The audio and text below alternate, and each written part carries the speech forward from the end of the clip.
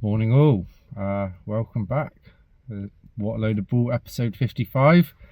Quite a long hiatus, and I'm sorry about that, and I'll kind of give you a bit of an update as to why. Starting some new projects today, and I thought let's document them. Going to be a little bit different from other content, but yeah.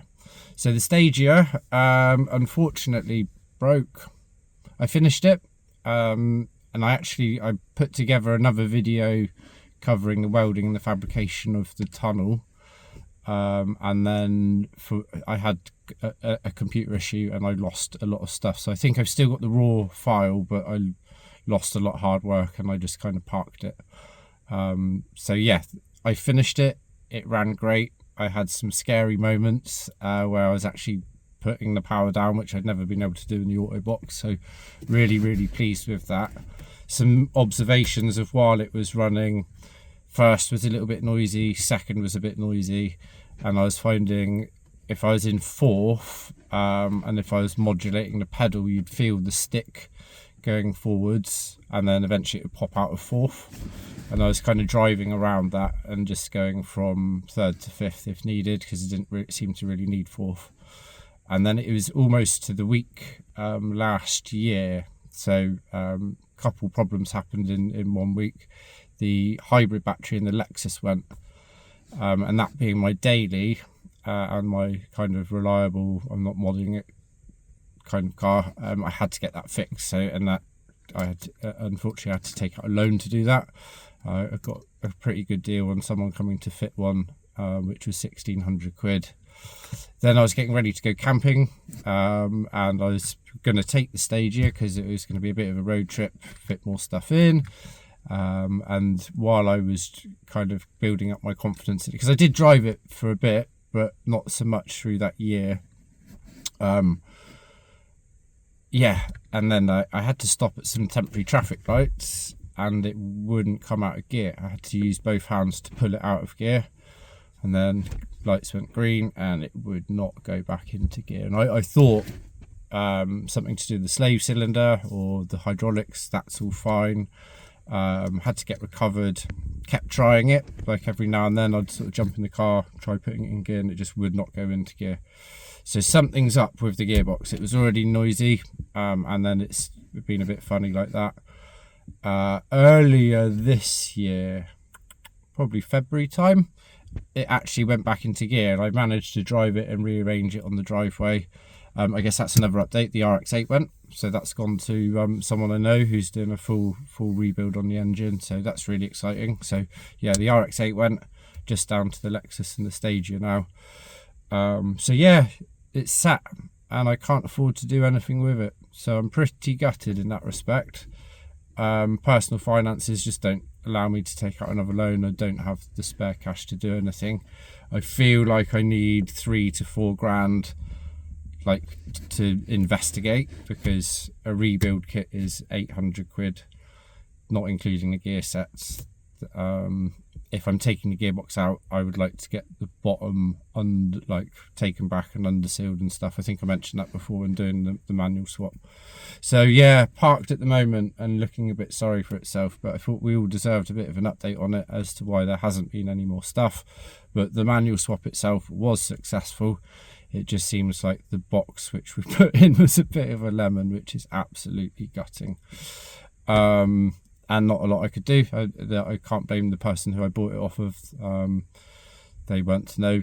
And being a one of one with that welded flange, I can't really do anything with it. So yeah, hopefully some money will fall into my lap at some point and I'll be able to do that. But otherwise, life's been taking priority in things. So yeah, we're going to do something slightly different. We're going to play with some bikes.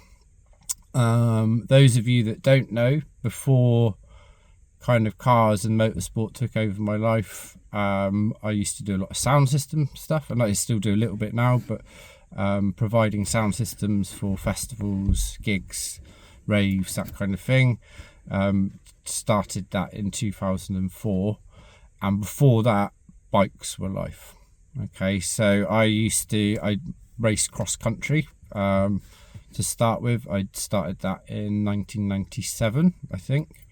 I know that my first race was the morning after Princess Di had died. That's how far back I'm going, because I remember my mum panicking in the morning and thinking that the race would be cancelled, but it wasn't. Sedgemoor Challenge. So yeah, I used to ride with and for Team Ralphie's. I wasn't fully sponsored, but they did look after me in the shop, and that was for Ralph Common Cycles in Taunton. So big up anyone who is part of that crew.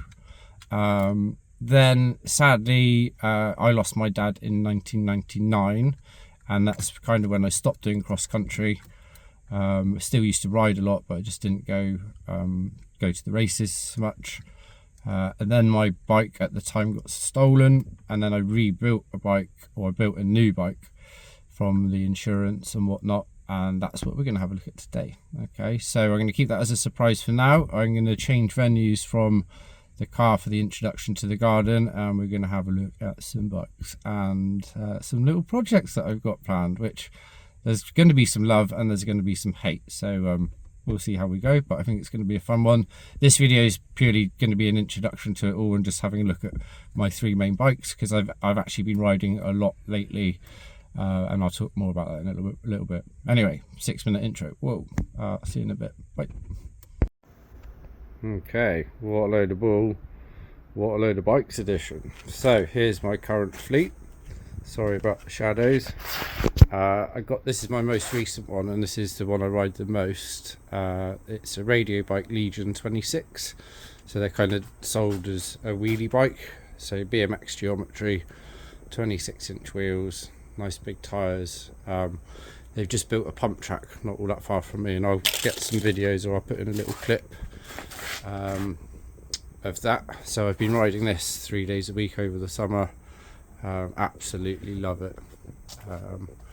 So smooth on the pump track. It's a tarmac track, and yeah, I've got all the grip, all the traction. I'm not getting big air or anything, but I'm going really fast. Don't know if you can make out, it's almost like a midnight purple, so that's a really cool paint job. So yeah, I had this for a couple of years. I didn't ride it at all last year, but I put a speedo on it to try and work out my optimum speed for popping wheelies. The batteries are flat in that, but yeah, being a wheelie bike, I was trying to do that for summer, but now I've got the pump track. Yeah, riding that properly, so that's all good. This is second most recent. This is a Whyte 605. In the UK we have a thing called the Cycle to Work scheme, and I bought this through that. I think I rode it to work once, but yeah, real nice hardtail, pretty basic. I don't think it was like the bare basic, but like the next one up. So yeah, you can kind of tell by the drivetrain. So Shimano Alvero, whatever that is, 9 speed on the rear. Yeah, and I've got a few parts. This is from the original bike, which I'll show you in a sec. Same with the pedals. This I'm going to hand down. So this is a 27.5-inch wheel set, and I'm going to give this to Rupert, and there's a separate project that's happening with this, which I'll talk to you in a little bit. But here's the flagship. This is the one. So this is an Orange Patriot LT, and I built this in 2001/2002. So yeah, this I did a couple downhill races, but I came last in my class in the last race I did, and I was like, yeah, this isn't as fun as it is just shredding. So yeah, I used to ride a lot on the Quantox. That's my local hills. But yeah, here we go. So 6-inch travel front and back, Shimano LX rear end, Hope bulb hubs, bulb big and little brother, 321 Mavic disc only rims. Later on, when I initially built it, I had a very basic crank and cheap chain device, and then after I'd ruined that, I kind of upgraded. I got a good deal from Ralphie's on the cranks. I think they had a little scratch on them, so I got them cheap. And I was a big fan of Goldtech back in the day, who I believe are a Welsh company, but certainly British machining and parts people. So yeah, Goldtech chain tensioner, Fox Vanilla RC shock, which all sounds good. Might get that rebuilt. I've got a few contacts now through the motorsport world who do that kind of thing. And then the front end, Mazzocchi Bomber Junior T's. On the bike that I had stolen, I had the generation before, the orange Bomber Z1s. But yeah, so these are the junior Ts, but they had the quick release, and that was one of my biggest regrets, was not getting the 20mm axle, because the hubs can do both. But they were a little bit more expensive at the time. These forks are going to be up for sale soon. I'll talk more about that in a minute. Super bougie part here, which is that they called it the Stoke, the Gold Tech Stoke. So this real like motocross influence. By the looks of modern bikes, they all do this, but for back in 2000, when I fit this probably got fitted in 2002-3. Back in the day, that was something special. Sonic high-rise bars, but these seem to be narrow compared to modern world.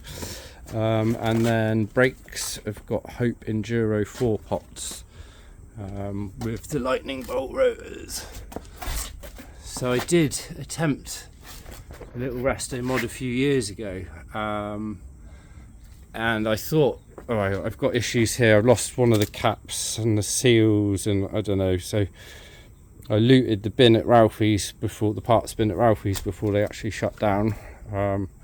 Got the calipers all good, and then both sets of pads shredded, and the rear thing is seized as well.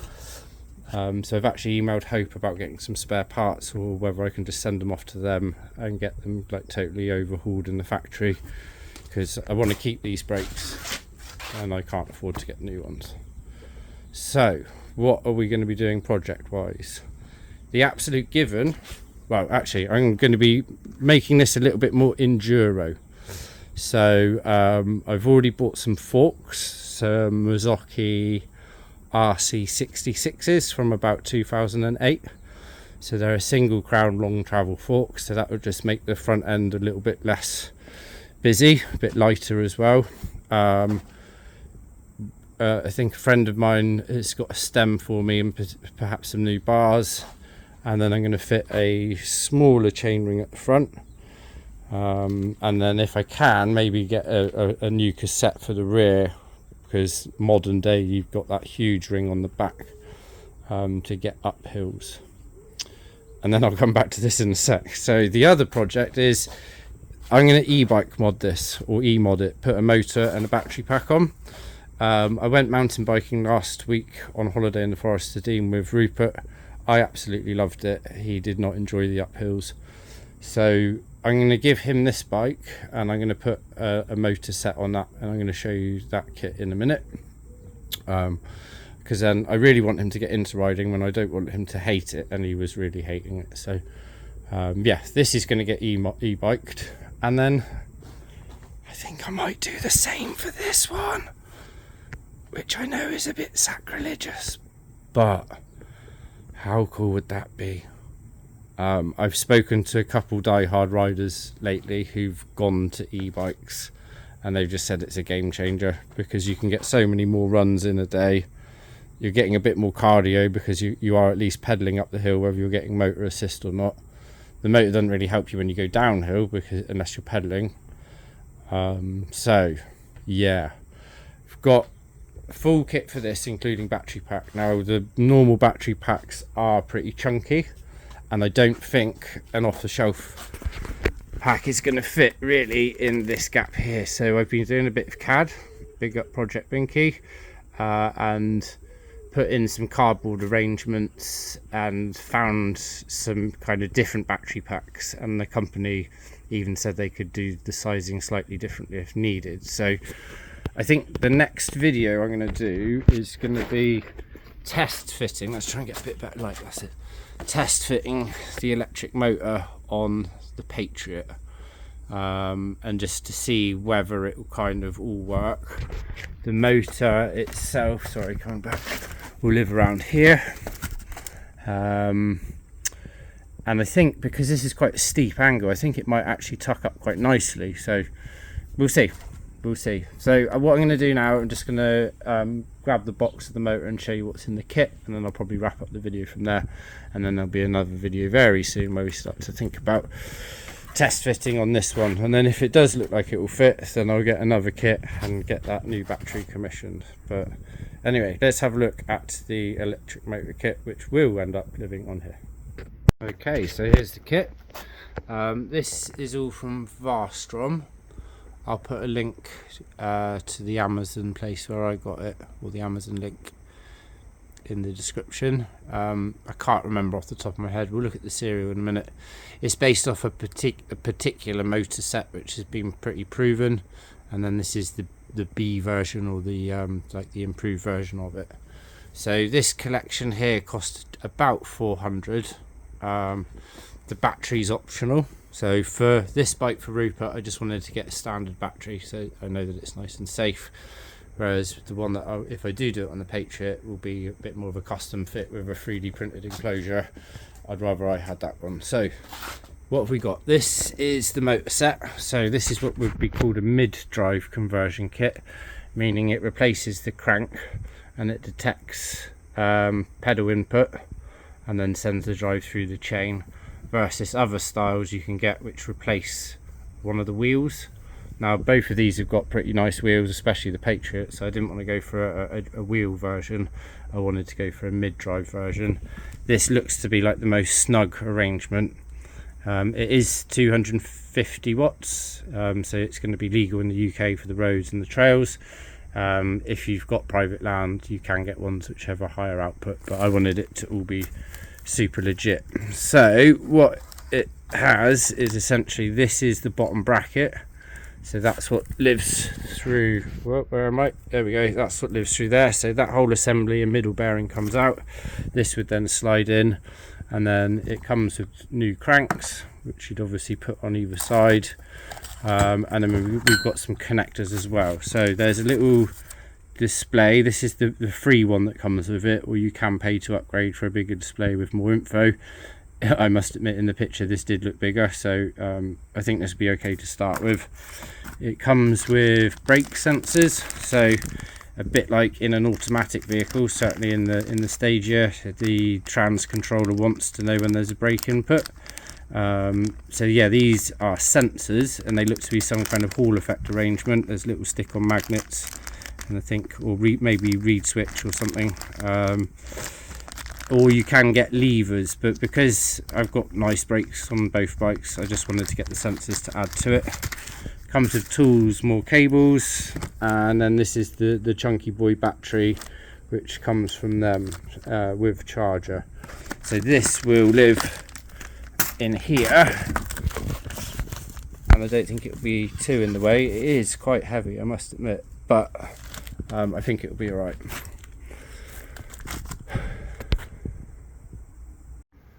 So in the next video, I think we're going to do a test fit. I think I'll probably do lots of small little videos on this while I'm doing things, rather than bigger ones.